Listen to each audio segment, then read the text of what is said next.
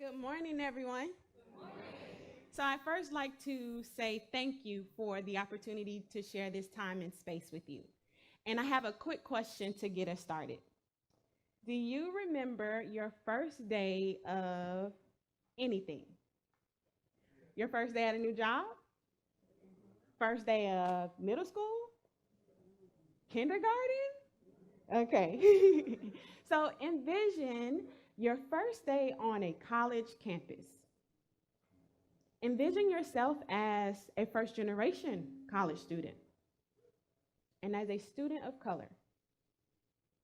Imagine if for your whole life you've been told that a time would come where you would have to take this journey on your own as a sacrifice for your family.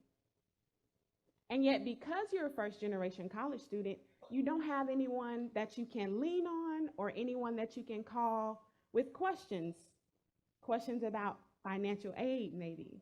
Questions like, where exactly is my refund check? Imagine your first day on campus, half of the day is lost.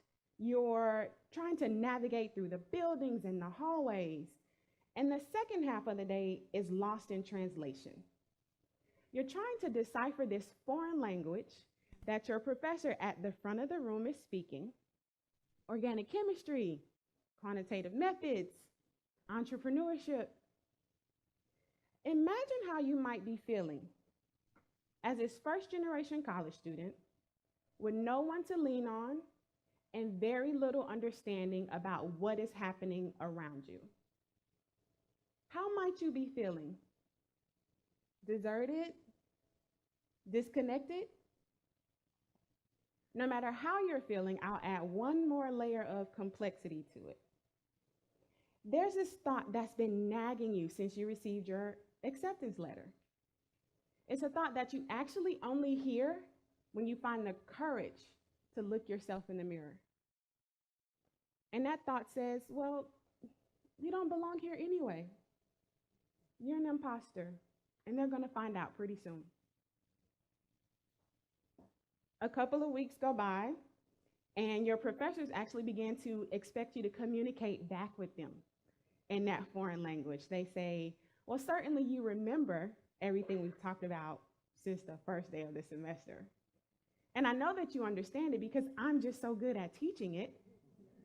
Now, here's your chance to apply it.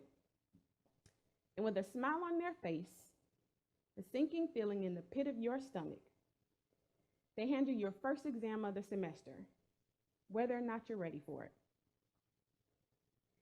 What you have to understand is that your professors and university administrators are facing some pretty intense pressure. Under performance-based funding metrics, which have been adopted in 25 states across the US, your professors are being told that if you don't perform at a relatively high level in each and every one of your classes, that they aren't doing their jobs well. Your university administrators are being told if they don't get you in and out the door in 4 years or less, then someone's job is going to be on the line. So talk about motivating. And speaking of motivation, actually, in 1943, Abraham Maslow published his foundational work, A Theory of Human Motivation. And in it, he says that we each have 5 basic needs. Physiological needs, food and shelter. We have the need for safety and security. There's the need for love and belonging. We have esteem needs, and then we have this need to self-actualize. I understand self-actualization as the intense, burning desire to be the very best version of myself that I absolutely can be. In reference to self-actualization, what Maslow states is what a man can be, he must be. For you as a student, what a student can be, you must be. But how can you self-actualize when some of your basic human needs aren't being met? You are food insecure because you don't know if the food that you have now will last you until you get that refund check so that you can buy more food. You're housing insecure. You got matched with a random roommate who doesn't exactly make you feel safe in your household. For the last couple of nights, you've been couch surfing, sleeping in your car, taking naps in the library. How can you become your very best self if you don't have the time and space to explore who yourself is? How can you perform at a relatively high level if you don't have the food and shelter that your body needs? And how on earth can you be engaged in class if you don't have the safety and security that you need to feel safe? I used to think of privilege in black and white. Luckily, I've learned differently over the course of the last several years. And what I've come to understand privilege as, it exists on this continuum.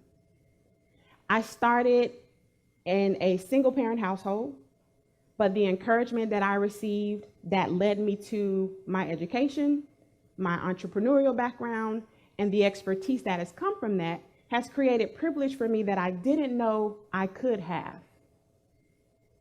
And I know it's an audacious thought to ask you to join me in challenging what we think about privilege. Many of us think privilege only exists in opposition to oppression. But I've learned differently. I've learned that I have the privilege of being truly, deeply connected to each layer of my identity. And I've learned that I've influenced some of my students to explore their own identities. I've learned that I have the privilege of being on the leading edge of this nexus between innovation, education, and economic justice.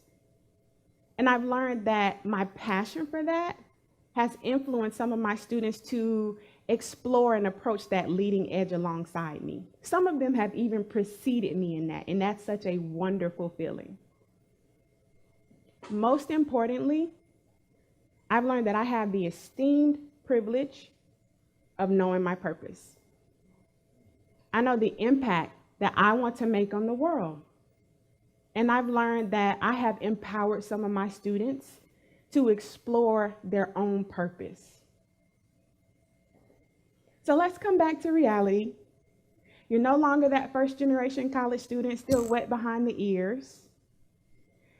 The expertise, the education, and the experience that you've gained along the way has created privilege for you.